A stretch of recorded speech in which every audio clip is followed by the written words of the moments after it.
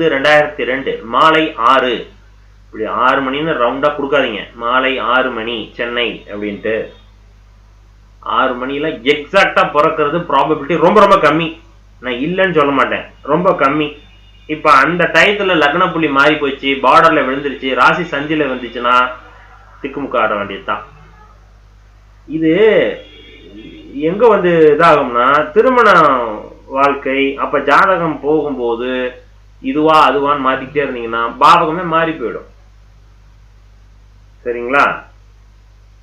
அதுல மாட்டிக்கிச்சுன்னா அப்புறம் ஆக்சுவலா கிரகங்கள் படி ஜாதகத்தினுடைய குணாதிசயங்கள், ஜாதகருக்கு நடக்கக்கூடிய சம்பவங்கள் நடந்துகிட்டு இருக்கும். அது என்னங்கிறத நம்ம படிக்கணும்னா ஜாதக கட்டம் தெளிவா இருக்கணும், அதுக்கு லக்னம் புள்ளி லக்னம் தெளிவா இருக்கணும், அதுக்கு டைம் தெளிவா இருக்கணும். டைம் இப்படி ரவுண்டா கொடுக்காதீங்க, தெளிவா இருந்துக்குங்க. உண்மையிலேயே 6 மணிக்கு பிறந்தா ஒன்றும் பிரச்சனை இல்லை.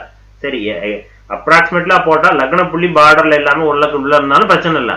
பார்டர்ல விழுந்துருச்சுன்னா அந்த மாதிரி ஜாதகம் நிறைய பாக்குறோம்ல, அதுக்காக சொல்ல வரேன். 6/5/2002 மாலை 6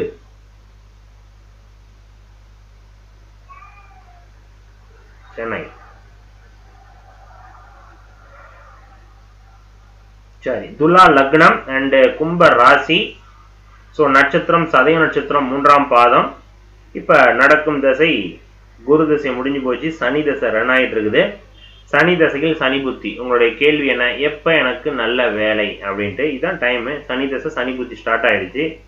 சனி புத்தி உங்களுக்கு வேலையை கண்டிப்பாக கொடுக்கணும். இதுல என்ன இருக்கு, கன்ஃபார்மா வேலை உண்டுங்க. இதுல என்னங்க, சனி 20 டிகிரி, ஓகேவா? ஸோ கன்ஃபார்மா இந்த ஆஃப்டர் ஏப்ரலுக்கு அப்புறம் உங்களுக்கு அந்த அமைப்பு வந்துடும். சரிங்களா?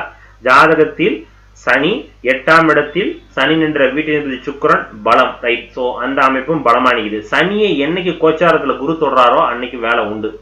சரிங்களா? ஏன் 6ஆம் பாவகாதிபதி குரு அப்படிங்கிறதுனால கோச்சாரத்துல குரு எங்க போவார் ஆஃப்டர் ஏப்ரலுக்கு அப்புறம், உங்க சனி உங்க ஜாதகத்தை கொடுத்துட்றேனே. ஸோ இதான் ஜாதகம், கரெக்டுங்களா? ஆமா, இது இல்லை சேம் துலா லக்னம், அதனால உங்களுக்கு இதான் ஜாதகம்.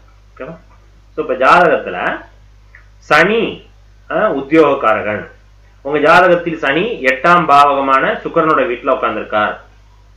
சனியினுடைய தசாபுத்தி போனுச்சுன்னா வேலை உண்டு, ஃபர்ஸ்ட் பாயிண்ட். 6ஆம் பாவகாதிபதி தொடர்பு இருந்துச்சுனாலும் வேலை உண்டு, அல்லது குருவினுடைய தொடர்பு வந்ததுனாலும் வேலை உண்டு.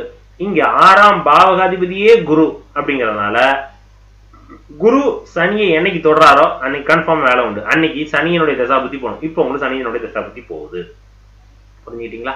அதனால இந்த ஏப்ரலுக்கு அப்புறம் குரு பயிற்சி நடக்க போகுது. ஸோ அந்த குரு பயிற்சி உங்களுடைய சனியினுடைய இருக்கும் வீடான ரிஷபராசிக்குள்ள போகிறார். அப்படி போகும்போது அந்த வீடே கொஞ்சம் ஓரளவுக்கு தெளிவாயிடும்.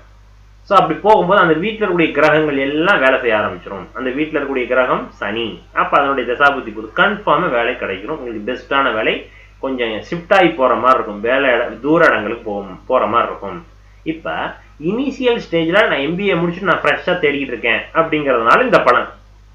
சரி, இப்போ உங்களுக்கு 30+ ஒருத்தவங்க இதே ஜாதகம் இதே கேள்வி கேட்கறாங்க அப்படின்னா இந்த சனி கண்டிப்பா டிரான்ஸ்ஃபர் கொடுக்கும், ஒரு ப்ரொமோட் பண்ணி கொடுக்கும், அடுத்த ஸ்டேஜுக்கு தள்ளி விடும், கன்ஃபார்மா கொடுக்கும்.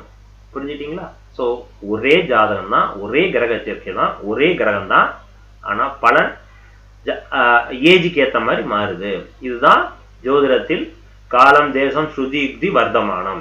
இப்ப நான் சொல்றோம்ல, இந்த சமஸ்கிருத வேர்டுக்கு பின்னாடி சம்பவங்கள் இப்படிதான் நடக்கும்.